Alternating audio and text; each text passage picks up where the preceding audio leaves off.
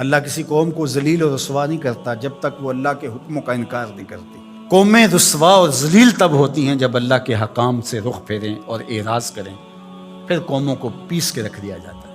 ماضی کے اندر جو قوموں کو عذاب دیے گئے تھے وہ حصی تھے، اور حضور علیہ الصلوۃ والسلام کے بعد جو عذاب آتے ہیں وہ حصی نہیں ہیں، وہ معنوی ہیں۔ ماضی کے اندر جو قوموں کو عذاب دیے گئے، ان پہ پتھر اترے، ان کے اوپر چوہوں کا عذاب آیا، ان کے اوپر مینڈکوں کے عذاب آئے، طوفان آئے، ڈبو دیے گئے، ان کی شکلیں مسخ کر دی گئی، خنزیر اور بندر بنا دیا گیا، مختلف صورتوں میں تبدیل کر دیا گیا۔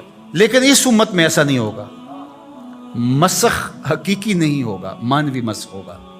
مطلب کیا کہ حقیقی مسخ تو یہ ہے چہرے بدل جائیں، مانوی مسخ ہے چہرے نہ بدل جائیں، سوچ غلط ہو جائے۔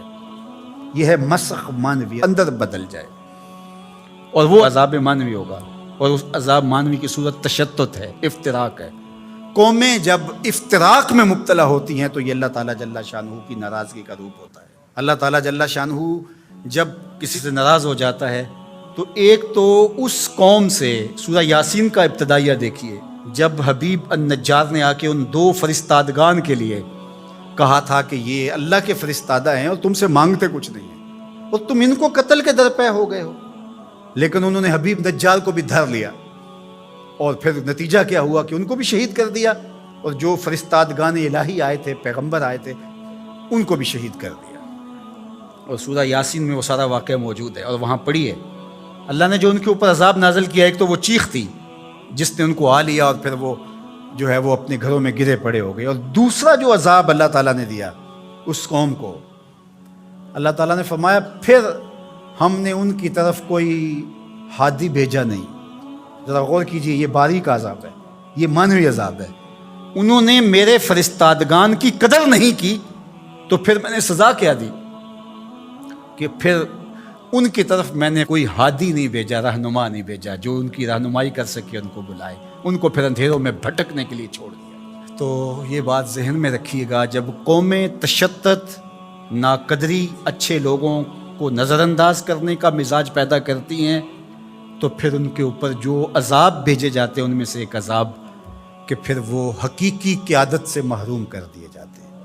آج میرے وطن اور عالم اسلام کی جو حالت ہے، ہم اس وقت قیادت کے اعتبار سے یتیم ہیں۔ یہ الگ بات ہے کہ ہر بندہ دعویٰ کر رہا ہے کہ میں ہی نجات دہندہ ہوں اور میں قائد ہوں۔ مذہبی لوگ بھی، سیاسی لوگ بھی، سب کہتے ہیں کہ میرے بغیر تو چرخ کا پہیہ ہی نہیں گھوم سکتا، میں ہی سب کچھ۔ لیکن حقیقی طور پہ اگر دیکھیں تو یہ امت بے امام ہے۔ اس وقت ہمارے پاس قیادت کا فقدان ہے، اگرچہ قائدین کی بہتات ہے، لیکن قیادت، حقیقی قیادت جو درد امت کا مداوع کر سکتی ہو، جو ضرورت کی کفیل ہو، وہ قیادت آج ہمارے پاس نہیں ہے۔ اقبال نے بھی کہا تھا، اٹھانا پھر کوئی رومی عجم کے لالا زاروں میں، وہی آب و گل ایران، وہی تبریز ہے ساکی۔ اور دوسرے مقام پہ یہاں کے حالات کا، چمن میں رخت گل شبنم سے تر ہے، سمن ہے، سبزہ ہے، باد سحر ہے، مگر ہنگامہ ہو سکتا نہیں گرم، یہاں کا لالا بے سوز جگر ہے۔